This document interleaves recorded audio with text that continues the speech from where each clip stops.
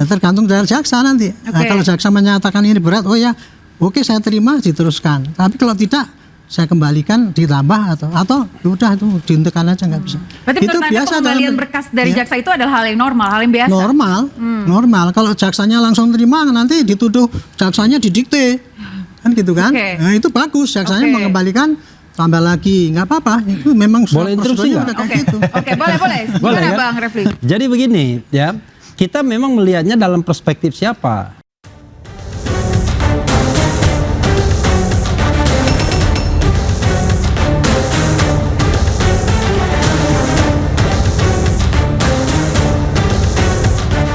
Untuk berkas perkara sudah dikirim untuk koordinasi kepada jaksa, tetapi ada beberapa petunjuk dari jaksa untuk melakukan pemeriksaan pendalaman terhadap saksi ahli dan barang bukti lainnya.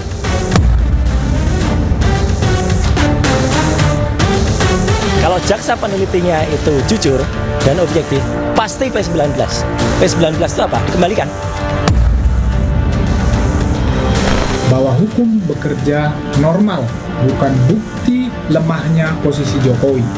Nanti ketika berkas perkara ini dinyatakan lengkap atau P21, harusnya pihak Roy dan Suryo dan kawan-kawan juga harus konsisten bahwa itu adalah kerja profesional penyidik.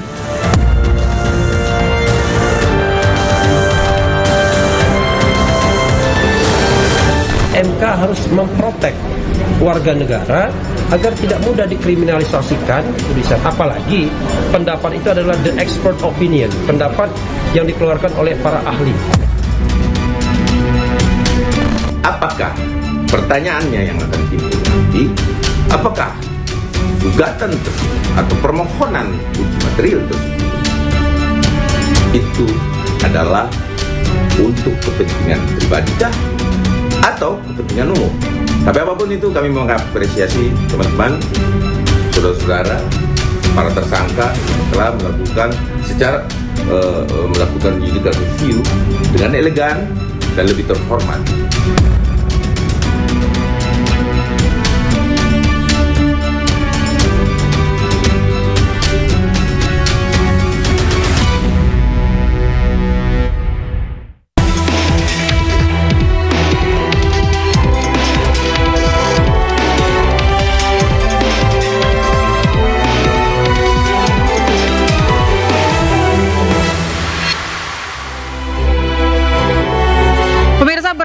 Perkara Roy Suryo Rismon Tiva dikembalikan jaksa.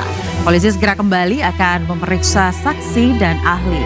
Sementara Roy Rismon Tiva mengajukan uji material pasal yang dinilai membatasi ekspresi dan opini. Apakah gugatan ke Mahkamah Konstitusi menghindari tuduhan atau bentuk perlawanan? Saya Aya Nufus, inilah Interupsi.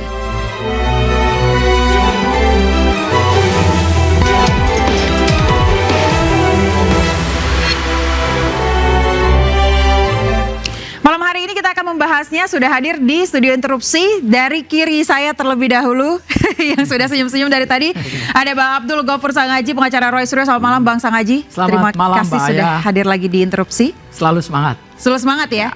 Oke, baik. Dan sudah ada Bang Refli Harun, pengacara Roy Rismon Tiva. Selamat malam Bang. Ini kedinginan atau gimana nih Bang? Assalamualaikum warahmatullahi wabarakatuh. Biar kelihatan gemuk aja. Biar kelihatan gemuk aja. Oke, baik. Dan di sebelah kanan saya sudah ada penasihat ahli Kapolri Bapak Arianto Sutadi. Selamat malam Bapak. Terima kasih sudah hadir di studio Interupsi. Dan baru saja hadir tepat waktu ada Profesor Firmanto Laksana, pengacara Joko Widodo. Terima kasih. Selamat malam. Selamat malam, Prof. Ya. Baik.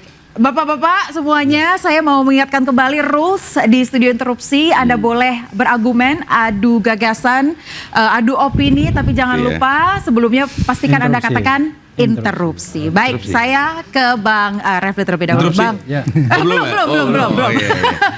Terus semangat. Ini udah semangat ya nih. Kalau dia interupsi, saya interupsi juga. Saya mau dengar dulu dari Bang Refli yang katanya tadi baru balik dari Polda, Bang. Iya. Oke. Menurut Anda pengembalian berkas ini good news or bad news? Good news lah bagi Why? kita. Kenapa? Karena kita berpikir ya dari awal bahwa Roy Rismon Tiva ini dikriminalisasi.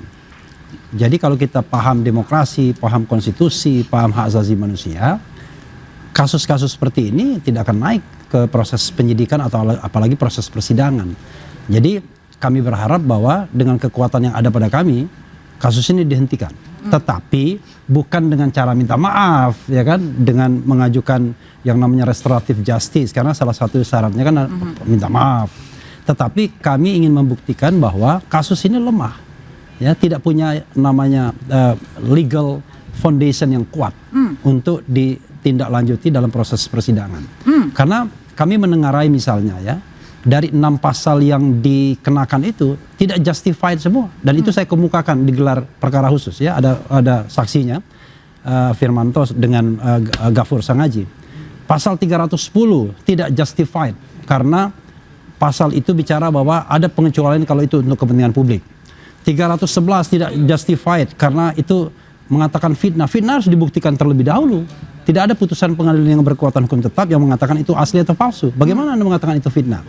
Pasal 27 Amputatis Putandis dan pasal 310, dan ada putusan MK yang mengatakan tidak berlaku untuk pejabat publik, untuk institusi dan lain sebagainya, dan kita minta perluasan di MK tidak termasuk juga untuk urusan publik. Pasal 28 ayat 2 Undang-Undang ITE nggak masuk karena itu berkenaan dengan SARA. Oke, jadi jelas ini menurut Anda kriminalisasi. Iya. Pasal 32 dan 35 nggak masuk juga karena Roy Suryo tidak melakukan merusak dokumen atau membuat dokumen itu seolah-olah menjadi otentik. Karena itu dari 6 pasal tersebut kami menganggap lemah sekali kalau kita pakai nalar yang lurus untuk menersangkakan klien kami ini. Apalagi sampai di persidangan, apalagi sampai divonis bersalah. Itu yang ingin saya katakan sebagai Pak Arianto. Pak, saya mau dengar pencerahan dari Anda, Pak. Tadi banyak sekali katanya pasal-pasal yang tidak justified begitu, dan ini seolah-olah seperti dikriminalisasi. Menurut Anda seperti apa? Ya, itu ungkapan seperti itu udah biasa, ya. Di dalam satu penyidikan itu pasti kayak gitu. Semua pembelanya daripada tersangka pasti akan mengatakan. Tapi lihat dulu dong ininya. Interupsi, lihat dulu dong argumentasinya, ya kan begitu. Ini Pak Arianto seperti ingin memberikan pencerahan nih, Pak. Gitu. Ya, peran saya sini hanya memberikan pencerahan. Pencerahan saya adalah dari pemahaman saya sebagai penyidik. Mbak tadi kan tanya apakah ini kayak gitu. Di dalam penyidikan saya itu banyak sekali menyidik, ya itu, ya. Di dalam satu penyidikan pasti itu ada 2 pendapat yang berbeda. Dari pihak yang tersangka itu pasti membelanya bahwa tersangka saya itu tidak salah, pasalnya tidak masuk, apanya dan sebagainya. Sementara dari pelapornya pasti ada memenuhi syarat. Tetapi yaitu nanti semua yang mana yang benar, mana yang salah itu akan diuji nanti. Ujinya ada di pengadilan. Nah, kalau sekarang kewajiban daripada penyidik adalah mengumpulkan semua saksi-saksi yang ada, sudah dimasukkan dalam berkas, alat bukti yang ada dimasukkan dalam berkas, keterangan ahli dimasukkan dalam berkas, kemudian dari keterangan yang tersangka pun dikumpulkan semuanya dimasukkan dalam satu berkas supaya nanti bisa ditimbang-timbang oleh jaksa. Kira-kira nih pasal yang memberatkan ataupun yang menyanggah ini berat yang mana? Ya, tergantung dari jaksa nanti. Nah, kalau jaksa menyatakan ini berat, oh ya, oke, saya terima, diteruskan. Tapi kalau tidak, saya kembalikan, ditambah atau udah itu dihentikan aja, nggak bisa. Berarti itu biasa pengembalian berkas dari jaksa itu adalah hal yang normal, hal yang biasa. Normal. Kalau jaksanya langsung terima, nanti dituduh jaksanya didikte. Kan gitu kan? Nah, itu bagus, jaksanya mengembalikan, tambah lagi, nggak apa-apa. Itu memang boleh interupsi nggak? Gitu.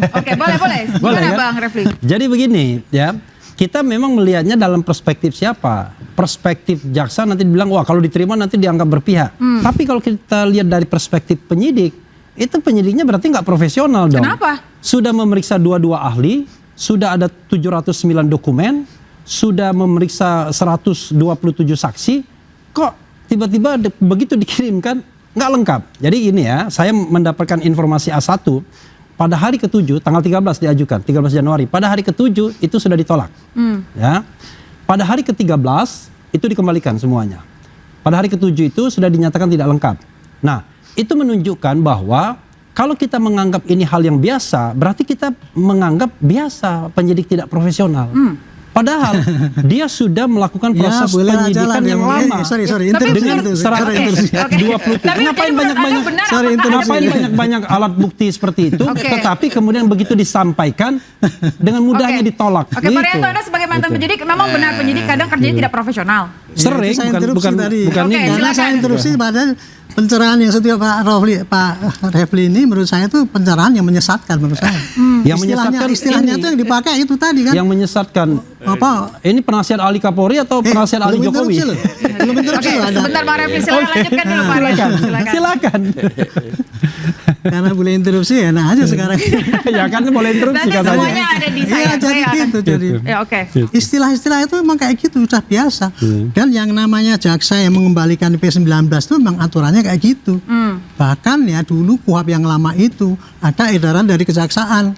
Kalau dia tidak mengembalikan itu nanti dia akan kena kondite. Jadi itu memang Kembalikan. sudah ada di sistem. Ada itu, di samping itu sudah menjadi kewajiban jaksa harus mengembalikan supaya ada P19. Oke. Karena takut kena edaran dari jaksa yang dulu itu kan Oke. ada ya Pak ya. Iya. Bapak Oke. bisa paham itu. Integrated Oke. itu. Nah itu gitu jadi. Tapi saya senangnya apa? Oke. Ada progres lah. Oke. Yang penting berkas sudah dikirim, jaksa sudah baca dan jaksa sudah menilai. Oke. Entah itu suruh tambah lagi, apa? Nanti kan penyidik kan nambahin. Tinggal ditambahin nanti kirimkan lagi. Boleh nggak interupsi Oke. sedikit? Baik, saya mau dengar dari Bang Sang Haji dulu. Nah, Bang Sang Haji kalau menurut nanti Anda saya seperti kasih apa, Bang? sedikit aja. Baik, jadi perlu kita pahami bahwa P19 ini adalah produk kejaksaan dalam tahap pra-penuntutan. Ya. Memang ini hal yang biasa, tetapi bukan soal biasanya. Ini ada soal yang krusial terkait dengan perspektif material. P19 itu kan artinya berkas dikembalikan setelah jaksa peneliti berkas berdasarkan P16 itu meneliti berkas pada tahap pertama, kemudian keluarlah apa yang disebut dengan petunjuk. Sebelum P19 itu kan ada P18. Jadi saat yang disampaikan oleh Bang Refli Harun itu benar. Pada hari ke-7, pada saat penuntut umum menerima berkas, maka pada hari ke-7 itu beliau sudah harus mengeluarkan pendapat. Pendapatnya berupa P18, yaitu surat pengantar. Nanti 1 minggu kemudian disusul dengan P19.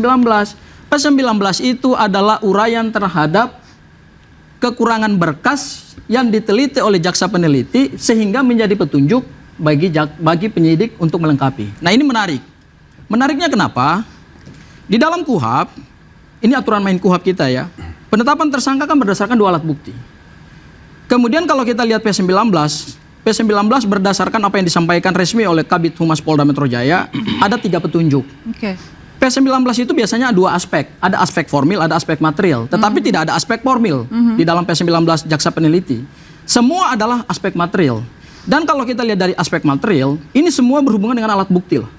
Pertama, yaitu petunjuk jaksa peneliti supaya penyidik melakukan pendalaman terhadap keterangan saksi. Ini nggak main-main, 130 saksi diperiksa loh. Saya kira, sepengetahuan pendek saya, sependek pengalaman saya di dalam bidang hukum, salah satu perkara yang sampai melibatkan 130 saksi ya selembar ijazah Pak Joko Widodo yang membuat gaduh satu republik dan ini satu-satunya di dunia. Itu 130 saksi diperiksa. 130 saksi ini kalau kita baca KUHP yang baru, kualifikasinya kan sudah berubah. Dahulu di KUHP yang lama, saksi adalah orang yang melihat, orang yang mendengar, orang yang mengalami. Sekarang diperluas oleh KUHP, yaitu apa? Orang yang menyimpan satu informasi dan punya pengetahuan terkait dengan suatu tindak pidana. Jadi diperluas nih, ya kan? Nah, kalau kemudian kita lihat 130 saksi berdasarkan gelar perkara khusus yang dilakukan bersama kami di Polda Metro Jaya, kan diuraikan. Ada teman Pak Jokowi, ada pihak dekanat, ada pihak rektorat, ada temannya waktu melakukan KKN. Masa 130 saksi yang diperiksa belum memberikan keyakinan kepada penyidik? Oke. Terus 130 saksi ini apa keterangan yang mereka Oke, berikan? baik. Itu dari alat bukti saksi. Oke. Sebentar, saya tambahkan lagi. Kemudian ahli. Sebenarnya banyak sekali. Oh iya banyak. Ini kita kupas ini terang benderang ini barang Oke. ini. Ini nggak main-main ini karena ini penyidikan soalnya. 22 ahli diperiksa oleh Polda Metro Jaya. Itu kan menurut Polda Metro Jaya ahlinya kan bukan ahli abal-abal. Ada ahli yang melibatkan Universitas Indonesia, ahli yang melibatkan pakar hukum pidana, Oke. ahli kemudian dari digital forensik. Oke. 22 ahli petunjuk jaksa adalah dalami lagi keterangan ahli. Oke. Berarti keterangan ahli yang tertuang dalam berita acara pemeriksaan Tambahan sedikit. belum Sebentar. memberikan kejelasan terhadap unsur delik. Ini Baik. unsur delik. Sebentar, Saya tambah saya mau dengar dulu dari boleh. Bang Nanti saya Firman tambahkan Saskia. lagi yang terakhir ya, Bang, bahaya ya. Ini ratusan banyak saksi soalnya. katanya, bahaya. banyak bukti diperiksa. Sebenarnya ini kasus apa? Sepenting itukah begitu banyak saksi yang diperiksa? Ya tentu ini penting karena ini menyangkut hak asasi manusia. Ya. Kemudian kalau dibilang tadi pendalaman terhadap saksi ahli dan sebagainya gitu ya. Ya menurut saya kan nggak semuanya bisa kita lihat.